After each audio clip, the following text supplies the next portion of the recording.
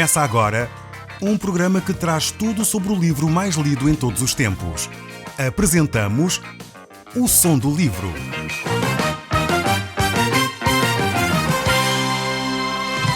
Seja muito bem-vindo. Neste podcast vai encontrar o livro mais conhecido e lido em todo o mundo. Vamos levá-lo numa viagem pela história da humanidade. Este é um audiolivro para si, para a sua família e sociedade em geral. Contextualização e comentários de Paulo Chaveiro. Eu sou Paulo Chaveiro e nós hoje vamos continuar a olhar para a Epístola de Pedro e vamos tentar concluir o nosso estudo desta Epístola. Estamos no capítulo 5 e eu gostaria desde logo começarmos a ler a partir do verso 5. Já vimos aspectos tremendos aqui desta Epístola, recomendações vitais para a nossa vida cristã, como encarar as relações familiares, como encarar o sofrimento, como encarar as relações sociais. E agora aqui vamos ver como é que os jovens devem viver o seu dia-a-dia. Diz assim então o verso 5 deste capítulo 5 do livro de 1 Pedro. Rogo igualmente aos jovens que sede submissos aos que são mais velhos. Outra assim, no trato de uns para com os outros, cingindo-vos todos de humildade. Porque Deus resiste aos soberbos, contudo aos humildes concede a sua graça. Vemos aqui então um desafio que Deus deixa, em primeiro lugar, de relacionamentos entre jovens e mais velhos. Sempre se ouve falar do choque de gerações e muitas vezes tem a ver com esta dificuldade em os mais velhos compreender os mais jovens e os mais jovens compreenderem os mais velhos. Infelizmente, muitas vezes verificamos que nas próprias escolas os adolescentes têm dificuldade em respeitar os professores. Há dificuldades tremendas em os professores muitas vezes conseguirem dar as aulas por falta de respeito. Isto passa-se porque muitas vezes os jovens não sabem respeitar os mais velhos. E esse respeito começa em casa. Se não forem os pais a dar essa orientação, se não forem os pais a dar esses valores importantes, é difícil que seja a escola. Eu creio que no passado cometeu-se um erro muito grave neste processo, que era os pais pensavam que era a escola que ia educar. E pensavam que era a escola que dava a educação, quando na realidade quem dá a educação são os pais. A escola dá a formação académica e é por isso que às vezes nós vemos pessoas com doutoramentos que são extremamente mal criadas, mal educadas, porque não receberam educação em casa. Tiveram uma formação académica, estão academicamente preparados, são profissionais formados com muitos cursos, mas em termos de relacionamentos humanos não têm respeito pelo próximo, não têm consideração pelos outros, são extremamente mal educados, utilizando linguagem inadequada, muitas vezes são grosseiros na forma como abordam os adversários, as pessoas. Isso a gente vê na política, pessoas que podem ser médicos, advogados, arquitetos ou outra profissão qualquer, mas que não sabem ter relacionamento com os outros. Essa questão relacional aprende-se em casa. Tem de ser os pais que dão aos jovens e às crianças esse respeito pelos mais velhos. Consideração pelo próximo. E depois temos aqui outro aspecto interessantíssimo neste verso 5, que é a questão da humildade. Deus resiste, diz aqui, aos orgulhosos, contudo aos humildes concede a sua graça. Eu creio que esta ideia aqui, cingindo-vos todos de humildade, tem esta ideia de que os mais velhos não se devem colocar numa posição de pensar, bem, eu sou mais importante que os mais novos. Portanto, por isso diz aqui, cingindo-vos todos, os todos, fazendo uma leitura simples do texto que aqui está à minha frente, é todos os velhos e todos os jovens. Portanto, aqueles que são mais velhos e aqueles que são mais jovens, portanto, todos devem ter humildade. Os jovens não devem pensar, nós é que somos os melhores, nós é que temos a força, nós é que sabemos. Aqueles já são os cotas, desculpem a expressão, mas é uma expressão que os jovens usam. Aqueles já são os cotas, já não têm nada a me ensinar, eu agora é que sei. Não devemos ter esta atitude, os jovens não devem ter esta atitude. E os mais velhos também não devem ter a atitude, eu é que sei, eu é que posso, quero e mando, e por isso eu vou fazer como me apetece e vocês só têm que seguir aquilo que eu mando. Não, temos que nos cingir todos de humildade, os mais velhos e os mais novos. E por isso mesmo, lembrarmos-nos que Deus resiste àqueles que são orgulhosos. Aqueles que querem fazer as coisas à sua maneira vão sofrer as consequências. O verso 6 ainda diz, humilhai-vos, portanto, sob a poderosa mão de Deus, para que Ele, em tempo oportuno, vos exalte, lançando sobre Ele toda a vossa ansiedade, porque tem cuidado de vós. aqui temos uma recomendação extremamente interessante para melhorar a nossa qualidade de vida. A primeira é percebermos que nós nos devemos humilhar debaixo da poderosa mão de Deus. Ou seja, perceber que é Deus que sabe um bocadinho mais que nós. Nós não temos todo o conhecimento das coisas.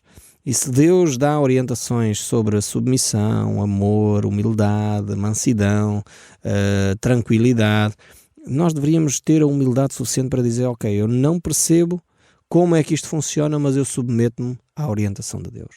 Se nós tivéssemos esta atitude de nos humilharmos debaixo da poderosa mão de Deus, eu creio que mais vezes nós seríamos exaltados. E depois temos aqui uma outra recomendação, que é lançar sobre Deus a nossa ansiedade. Ou seja, se eu fosse humilde e não arrogante, se eu fosse humilde e não achasse que eu é que sei, então eu lançaria sobre Deus. Eu vou dizer, ok, eu não domino o problema, eu não consigo resolver, eu vou lançar sobre Deus. Eu vou entregar a Deus e Deus vai resolver. Quando nós fazemos isso, sem dúvida alguma, a nossa qualidade de vida melhora 300%. Porque na realidade nós passamos a viver vidas mais tranquilas. Passamos a ter alguém que cuida de nós, nós colocamos então os problemas nas mãos de Deus, sob os cuidados de Deus, e realmente Deus pode e vai intervir em nosso favor.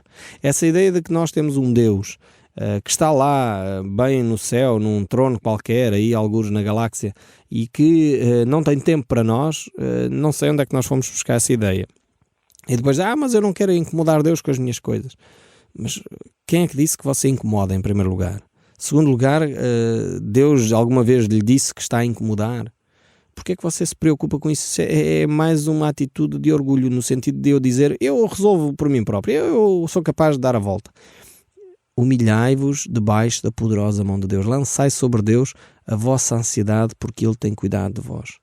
Talvez nós temos uma situação familiar complicada, um problema de saúde difícil, talvez problemas domésticos, talvez o marido já não entende a mulher ou a mulher já não entende o seu marido, pensam em divorciar-se ou separar-se.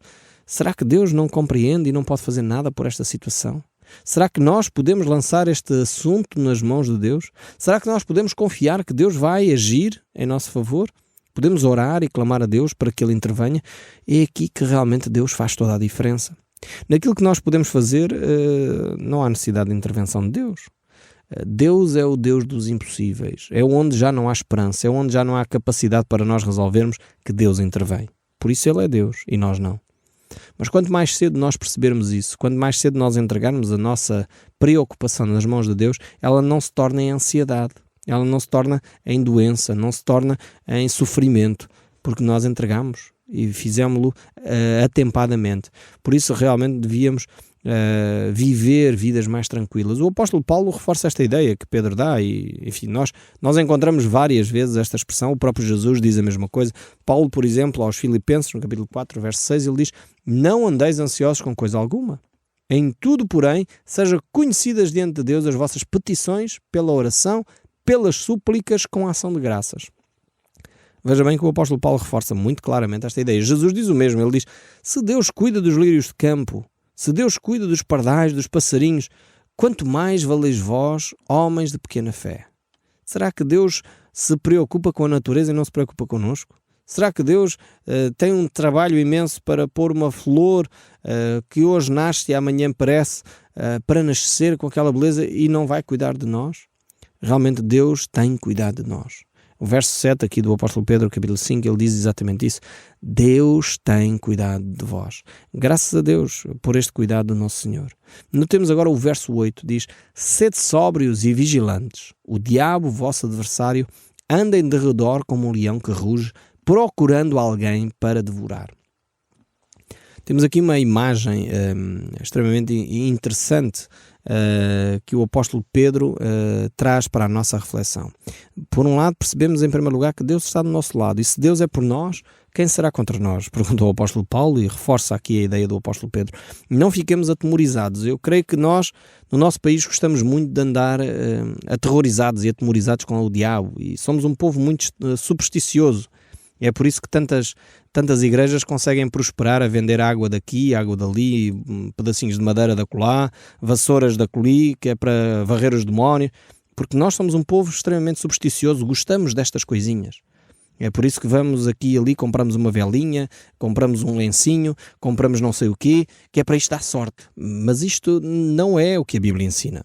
Agora, sem esta perspectiva supersticiosa, mas olhando de frente aquilo que a Bíblia nos ensina, nós temos que viver vidas moderadas, com atenção. Como diz aqui o texto bíblico, nós devemos ser sóbrios e vigilantes. O diabo é apresentado aqui como um leão que ruge. Eu gosto imenso de ver aqueles filmes sobre a natureza, aqueles documentários sobre a natureza. Eu não sei se vocês alguma vez repararam como é que os leões atacam as manadas. Normalmente são as leoas, até não são bem os leões, mas são as leoas que normalmente andam em grupo e começam, em primeiro lugar, por andar ao redor das manadas. E o que é que isto provoca? Provoca um stress na manada, que eles começam a correr para a direita, para a esquerda, e o que vai fazer com que os fracos e os doentes e aqueles que são talvez mais bebés se desviem da manada, porque não conseguem acompanhar o ritmo que a manada que está a ser atacada tem. E o que é que acontece? Então os leões percebem onde é que estão as presas mais fáceis. Eles atacam normalmente as presas fáceis. O texto aqui é tremendamente feliz quando associa Satanás ao leão que anda em derredor desta manada e no fundo, quem são as presas de Satanás? São aqueles que são mais fracos, aqueles que estão mais feridos, aqueles que eventualmente estão mais fragilizados na fé. Já não congregam, já não vão à igreja, não leem a Bíblia, já não oram. E o que é que isto acontece? Satanás é como este leão que anda ao derredor e aproveita-se, como é óbvio, desta situação. Por isso o apóstolo Pedro diz: sede sóbrios e vigilantes. Nós, como cristãos, não temos nada a temer Satanás, antes pelo contrário. Jesus Cristo disse: eu edificarei a minha igreja e as portas do inferno não prevalecerão contra ela. Ou seja, Jesus está a dizer, por outras palavras, o inferno que se cuide, porque nós vamos entrar lá dentro, vamos derrubar aquelas portas e retirar as almas do inferno. Satanás é que tem que ter cuidado com um cristão que está bem com Deus, que está sóbrio e vigilante. Mas ao mesmo tempo devemos ficar humildes, percebendo que essa força não vem de nós. Não é porque eu sou o Paulo Chaveiro que agora estou cheio de coragem e vou lá, não. Eu sozinho sou frágil, eu sozinho pereço. É fundamental eu ter uma comunidade que me protege em oração. Eu quero agradecer aqui a todos aqueles que pelo país fora oram por mim, pela minha família, pela equipa da Rádio Transmundial. É vital as vossas orações para nós podermos continuar a servir-vos com a palavra de Deus de uma forma íntegra, de uma forma completa, mas não se esqueçam de orar por nós. Nós estamos a precisar das vossas orações. É vital a comunidade para nós podermos ficar firmes na fé, sóbrios e vigilantes. E ao mesmo tempo é preciso que nós possamos estar revestidos pelo sangue de Cristo. Ninguém é forte por si próprio. Por isso é que o apóstolo João nos diz: maior é aquele que está em vós do que aquele que está no mundo. Ou seja, nós só temos força por causa do sangue de Cristo. Não é por causa de nós sermos muito bons, não é por causa que nós somos muito inteligentes.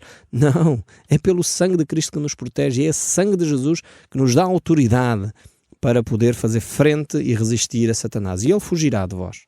Por isso diz o verso 9: resisti-lhe firmes na fé, de certos de que os sofrimentos iguais aos vossos estão a ser cumpridos na vossa irmandade espalhada pelo mundo. Ou seja, Satanás pode também instigar pessoas para nos provocarem sofrimentos. E isto é algo que eu creio que nós deveríamos valorizar e perceber. Muitas vezes aquilo que alguém está a fazer está a ser instrumento de Satanás para nos atacar. E às vezes nós não estamos atentos a este aspecto. É por isso que o apóstolo Paulo diz que a nossa luta não é contra sangue nem carne, mas contra os principados e potestades nas regiões celestiais. Ou seja, a nossa luta não é contra o presidente da Câmara, contra o presidente da Junta de Freguesia, contra os políticos, contra o vizinho, contra o marido, contra a esposa, que se opõem ao Evangelho. Não é contra estas pessoas. A nossa luta é contra os principados e potestades nas regiões celestiais. Por isso o texto bíblico aqui diz: resistir-lhe a quem? É Satanás, não é a pessoa. Não confunda os factos. Resistir-lhe firme na fé. E percebendo que os sofrimentos que essa pessoa, essa instituição, essa entidade lhe está a provocar são iguais em relação à irmandade que está espalhada pelo mundo. Então é necessário resistir firmes na fé, ficar firmes naquilo que Deus nos tem chamado a ser e a fazer, que é a integridade, o amor, a paz, a longanimidade, esses valores positivos que nós podemos trazer para a nossa sociedade. E mesmo quando ela não os quer, mesmo quando ela não percebe a mais-valia que é ter uma família harmoniosa, mesmo quando a sociedade não percebe a importância de ter casamentos onde há fidelidade em vez de adultério, onde há casamentos que são estáveis, onde há liberdade para pensar, liberdade para partilhar sentimentos, onde há realmente esses valores que são defendidos nas Escrituras. E muitas vezes a sociedade não percebe o que está a perder pondo de lado as Escrituras, pondo de lado as recomendações de Deus. Mas isso é a circunstância do povo estar morto nos seus delitos e pecados. Não perceber esta vida espiritual que é uma mais-valia para a sociedade. É por isso que Jesus dizia, no mundo tereis aflições, mas tendo bom ânimo, eu venci o mundo.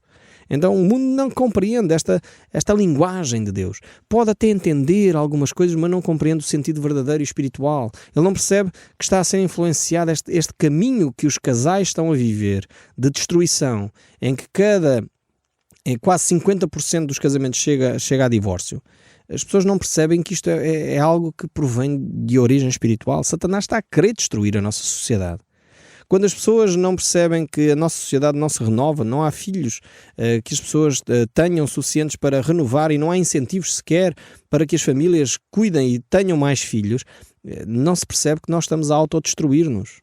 Como povo português, estamos a perder os nossos valores, estamos a perder as nossas gentes, estamos a perder aquilo que é vital para uma sociedade se revitalizar, que é o amor uns aos outros, a solidariedade, que era um valor tão marcante, a hospitalidade. Todos os povos que nos visitam reconheciam isto em nós.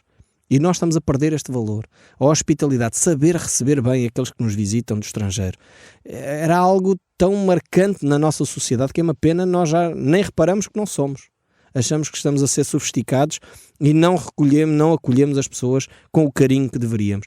Realmente temos que repensar uma série de coisas. E eu estou a deixar pistas aqui para nós continuarmos essas reflexões, talvez num pequeno grupo na aldeia, num pequeno grupo familiar, com os nossos vizinhos e amigos. Continuamos estas reflexões. Porque é que nós estamos a perder valores tão marcantes na nossa sociedade?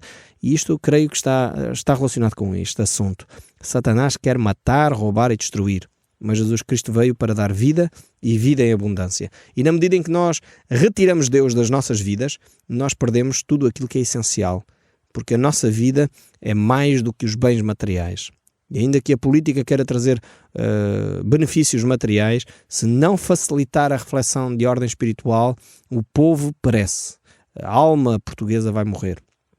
Nós precisamos de constantemente pensar naquilo que é espiritual também, que é marcante no fundo para a nossa sociedade se poder desenvolver.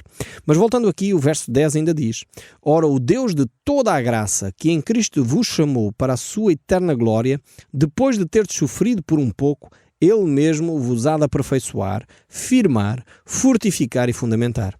Vejam bem que é Deus quem trabalha em nós, é Deus quem age, é Deus quem cuida de nós e é Deus que nos leva a viver estas situações para nos tornar pessoas melhores. Eu creio que o sofrimento deve produzir em nós um caráter mais nobre, uma atitude mais digna e uma vivência de maior respeito para com os outros. Se o sofrimento não está a produzir isso em nós, mas está a conduzir-nos ao egoísmo, está a conduzir-nos a olhar só para mim mesmo, a uma autocomiseração, a uma lamúria constante, então provavelmente nós não estamos no caminho de Deus. Avalie como é que você está a reagir ao sofrimento. Há pessoas que diante do sofrimento passam a vida a murmurar, passam a vida a lamentar, passam a vida a criticar tudo e todos. Nunca nada está bem. E sabem, isso é o caminho que Satanás propõe. O caminho que Deus propõe é que diante do sofrimento nós possamos ser firmes, possamos ficar mais fortificados e possamos ainda ter melhores alicerces, mais fundamentados, ser aperfeiçoados no fundo. O sofrimento deveria servir para nosso aperfeiçoamento. É por isso que às vezes nós visitamos uma pessoa doente e saímos de lá extremamente encorajados. Porque aquela pessoa realmente sente-se que ela está a utilizar aquela situação para crescer na sua fé. Eu lembro-me de uma menina que acompanhei há uns tempos atrás, que ela estava a padecer de uma doença extremamente grave, e estava a caminhar para a morte, um câncer, e era tremendo visitar aquela jovem. Quando eu visitava, eu saía de lá extremamente encorajado pela força que ela transmitia, a forma como ela encarava a situação. E foi realmente algo que eu não percebi porque é que Deus permitiu aquilo naquela família, mas realmente foi um exemplo de fé, de coragem, de forma de crescimento espiritual que essa jovem demonstrou. E realmente ela encarou esse período dessa maneira. E por isso cresceu, sem dúvida, na fé. Por isso nós devemos ter esta atitude de gratidão, percebendo que é Deus quem controla toda a nossa vida, é Ele quem realmente nos vai aperfeiçoar, é Ele que vai utilizar os sofrimentos, as situações do dia-a-dia para fortalecer a nossa fé, para nos fazer crescer à imagem e à semelhança do nosso Senhor Jesus Cristo. E o apóstolo Pedro aqui está a desafiar a cada um de nós a fazer exatamente isso. E por isso ele vai concluir esta reflexão dizendo: a Ele, a Deus, seja dado o domínio pelos séculos dos séculos, por meio de Silvano, agora diz ele, portanto ele escreveu esta epístola com Silvano, para que vós, outros, é fiel irmão, como também o considero, vos escrevo resumidamente, exortando-vos a testificando de novo que esta é a genuína graça de Deus e nela estáis firmes. Aquele que se encontra na Babilónia, também leita, vos saúda, como igualmente a meu filho Marcos. Saudai-vos uns aos outros com ósculo de amor, paz a todos vós que vos acheis em Cristo. E esta é a saudação final do apóstolo Pedro. Ele mostra e utiliza aqui esta expressão que se encontra na Babilónia, nós já falámos disso. Provavelmente seria uma ideia para não se identificar exatamente o local onde ele estava, mas provavelmente falando de Roma. Mas ele desafia os cristãos a ter uma atitude positiva para com a vida, percebendo os sofrimentos que estão a surgir, são comuns a todos aqueles que são cristãos e que eles são o foco, a origem, a base e o desenvolvimento do amor. O Som do Livro, uma produção da Rádio Transmundial de Portugal.